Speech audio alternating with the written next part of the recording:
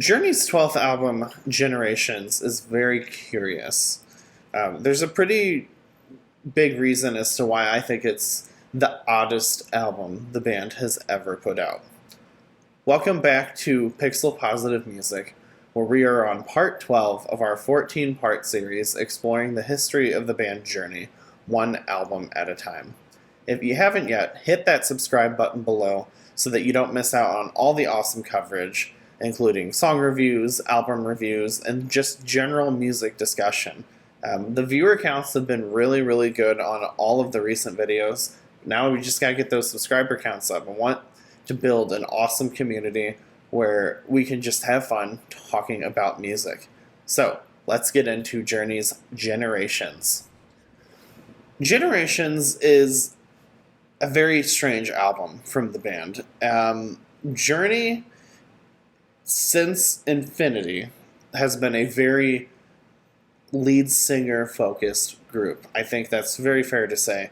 Steve Perry had such a huge presence in the band, and after he left, the band replaced him with another Steve Algieri, who has very similar sound vocally, and then they would later do the same with Arnel Pineda. So Journey is a very lead singer focused band. Generations was very different though, because the entire band sings lead. So whereas before the band would be led by Steve Perry or Steve Algieri on every track, with a few exceptions, of course. In the Greg Raleigh days, we had some shared vocal duties, but it was usually just shared between the two. This album, we see every member of the band, Steve Algieri, Neil Schon, Jonathan Cain, Ross Valerie, and Dean Castronovo, sing lead on different songs. So, Jonathan Cain sings lead on Every Generation and Pride of the Family, which is a bonus track.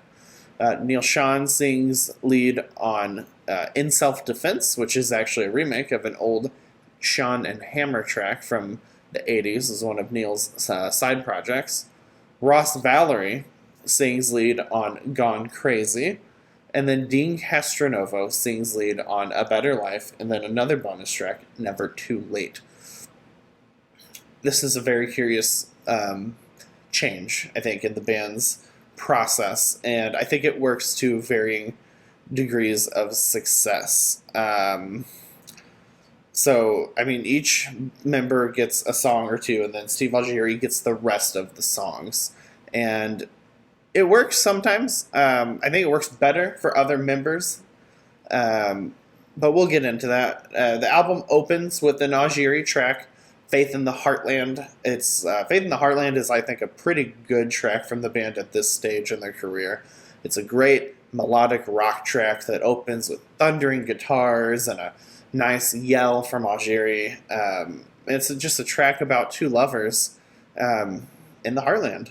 And it's not just about faith, like a religious faith. I think it's more about having faith in each other and having faith in yourself.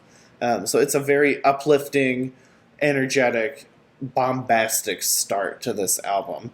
And then that song actually follows with another, I think, major standout track, A Place in Your Heart. It's, for me, from this album, it's the most Journey sounding track. Good guitar work, good pianos, a good catchy chorus. A Place in Your Heart, I think, is a pretty underlooked gem from this era of the band. So if you haven't heard A Place in Your Heart, definitely go check it out. It's a really good track. So to the other singers in the band, like I said, it works in varying degrees of success. Jonathan Cain's Every Generation is pretty good. It's a slower, it's like a slower rock track. It has a pretty good message, I think, with Cain singing about different generations and how really it all falls on the youth. So I think it's a pretty good track.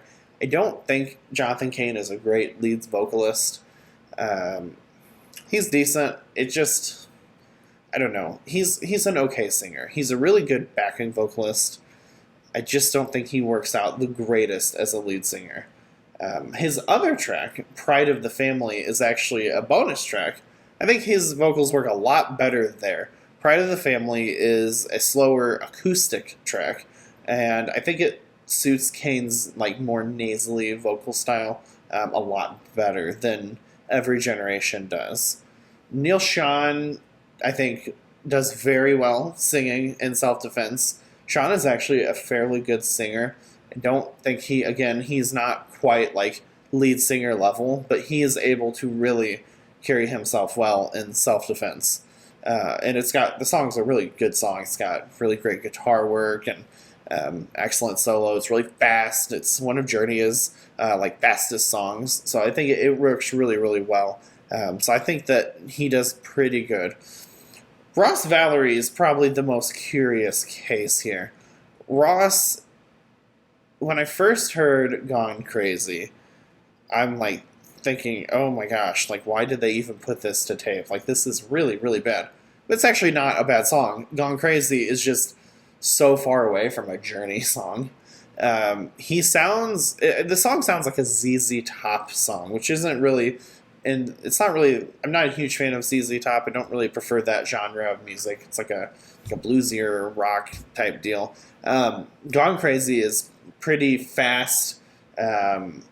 The drum work on it is really, really good from Dean. There's some harmonica going on. So Ross's vocals, I think, work for that song. I don't think that it just does not sound like a Journey song, and it's not really a bad thing. It's just an odd song for this album and for this band.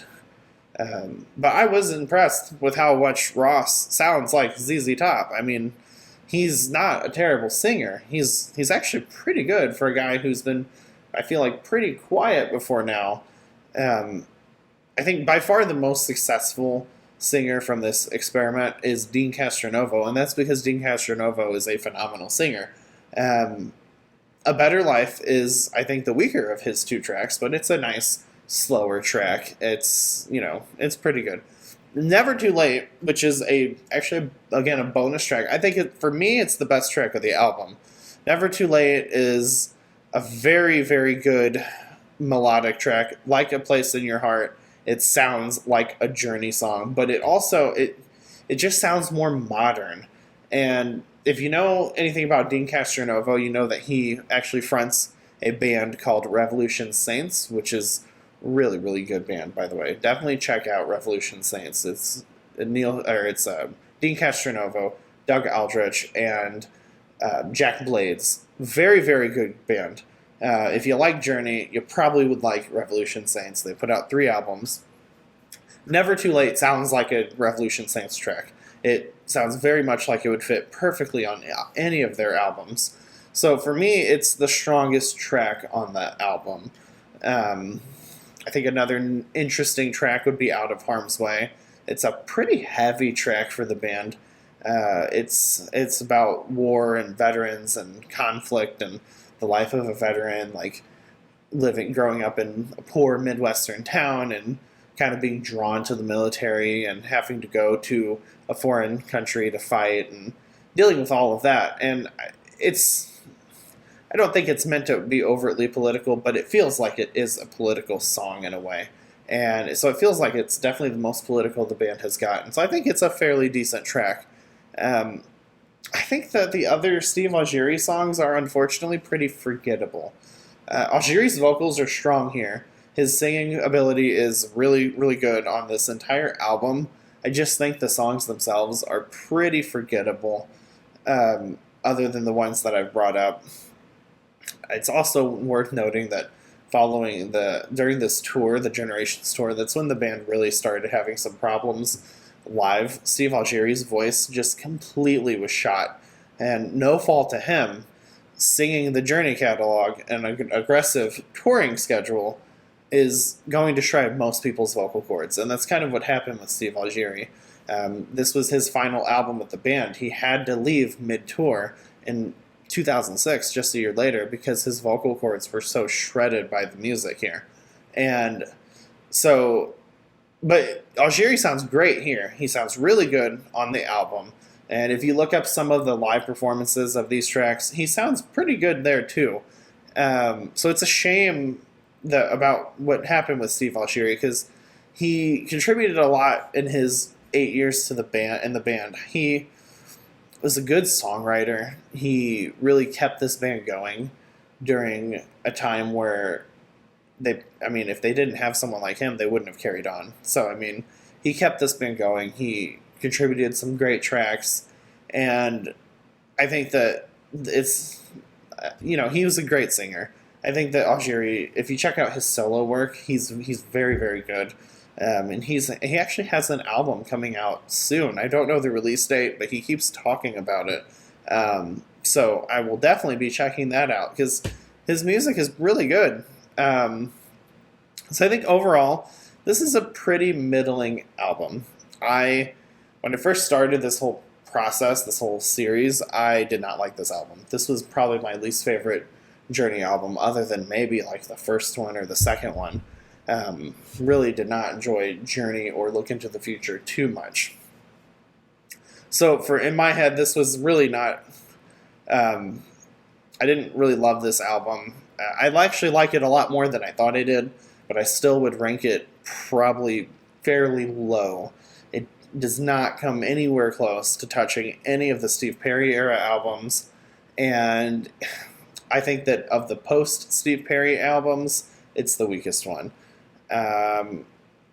We'll see how Freedom is. I hope Freedom is good. From what I've heard so far from Freedom is very good. But yeah, Generations is not a terrible album. It's not really a great album, and that's just my opinion, of course. I'm sure there are a lot of you who actually love Generations, think it's better than Arrival, think it's better than the stuff with Arnell, and yeah, that's the great thing about all this music is it's all so subjective and it's fun to talk about. So let me know what you guys think about Generations, Journey's 12th album, their final album with Steve Algieri.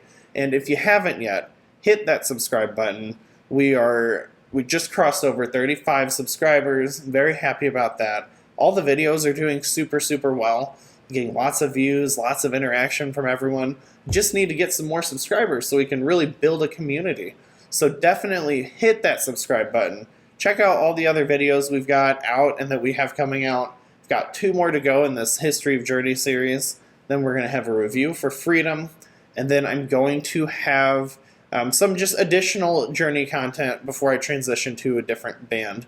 I think I'm going to do one on the album artwork and maybe cover some solo stuff and some other things. So I will see you guys at the next video.